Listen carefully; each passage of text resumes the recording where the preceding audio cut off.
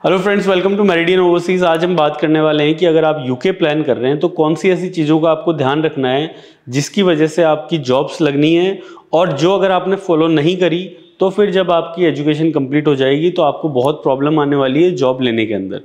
सबसे पहली चीज़ ये ध्यान में रखनी है फ्रेंड्स आपको कि जैसे ही आप कोर्स सेलेक्ट करते हैं तो आप ये चीज़ ज़रूर देखें कि यूके के स्किल्ड जो कैटेगरी है उसके अंदर आपका कोर्स आता है या नहीं आता है। यानी जो आप कोर्स करना जा रहे हैं वो क्या स्किल्ड शॉर्टेज वहाँ पे है या नहीं है। अगर वो नहीं है तो आपको बहुत प्रॉब्लम आने वाली है जॉब लेने में।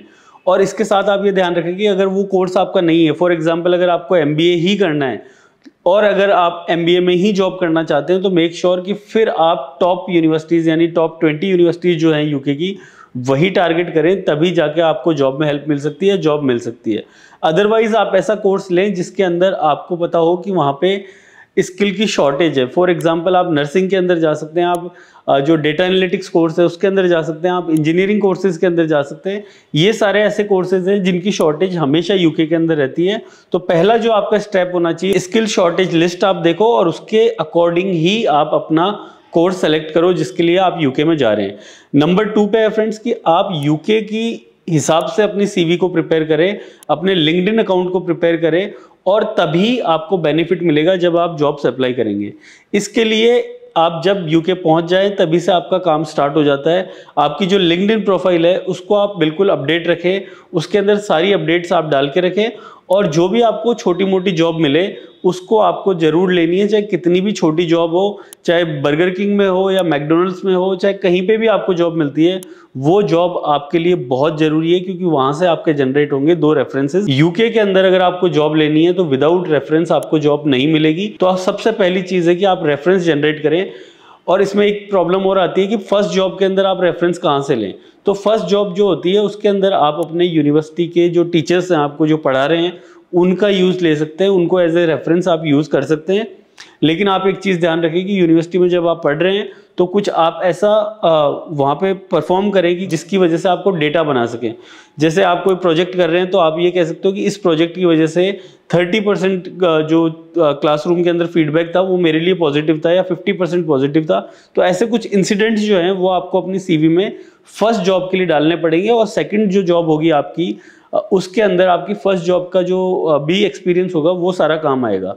तो ये जो काम है ये आपको during the study he complete कर लेना है। और उसके बाद जब आप पीएसडब्ल्यू पे जाते हैं, पीएसडब्ल्यू पे जाने के भी आपके पास 2 तरीके हैं। एक तो आपका जो कोर्स है उसके साथ प्लेसमेंट ईयर मिलता है। तो अगर आप मास्टर्स कोर्स में जा रहे हैं तो मेक श्योर कि आप प्लेसमेंट ईयर साथ में ले ही लें, ताकि आपको 1 साल एक्स्ट्रा मिले यूनिवर्सिटी में या बाहर कहीं भी जॉब करने का, और उसके बाद में आप पीएसडब्ल्यू के लिए अप्लाई करें। नंबर 3 पे है फ्रेंड्स कि जब भी आप कोर्स कंप्लीट कर लेते हैं और आपकी फर्स्ट जॉब भी कंप्लीट हो जाती है तो जो आपका पीएसडब्ल्यू का टाइम है वो बहुत क्रिटिकल टाइम है।